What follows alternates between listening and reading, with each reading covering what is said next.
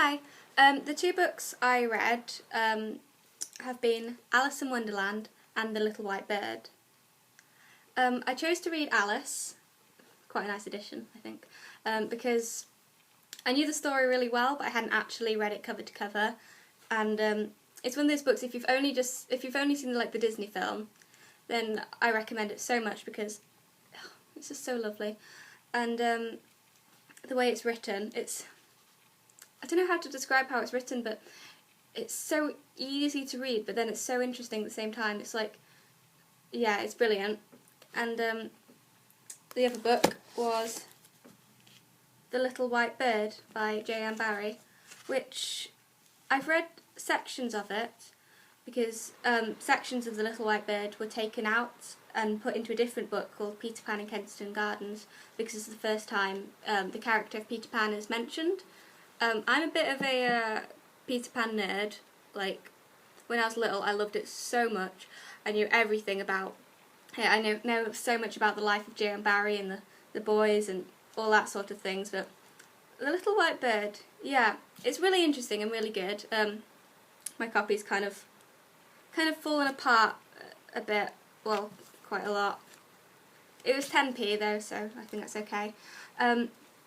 The reason why I chose both of these books were, I mean, they're both classics, children's classics that I think ought to be read, but the real reason why I chose them was about the allegations about both of the authors, Lewis Carroll and J M Barrie, that they may have actually been paedophiles. And I find this quite interesting.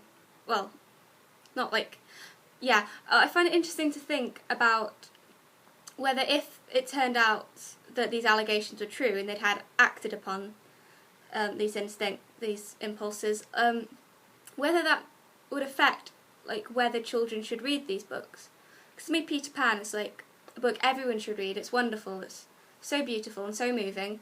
But I think it's interesting to think about the morals. You know, when you should just boycott a book or something about that. But yeah, for J M Barrie, especially in The Little White Bird, there is a section where I can kind of see why people might have thought these things about him, because there's a certain scene in it where where the adult man, who's quite similar to J M Barrie himself, there's a scene where he's undressing the 6-year-old boy because the 6-year-old boy has to sleep in his bed with him. And it's one of those things that it can be interpreted really innocent, beautiful, but there is some quite dark connotations in a lot of the books. For Lewis Carroll, I think it was more about the fact that he had several nude pictures and nude drawings that he'd done of children, of young girls. And it's one of those things, both of them, it's interesting to think how different it would be if there'd been women that wrote them, because there is something, I think women can say that they love children, though a lot of the time if men say that they love children, it means something quite different, and people interpret it quite differently. People don't really expect men to have the sort of innocent, pure, beautiful love of children that they often expect women to have, which, you know, a lot of women hate kids, but it's okay. We hear a lot of women saying, oh, I love children, and things like that.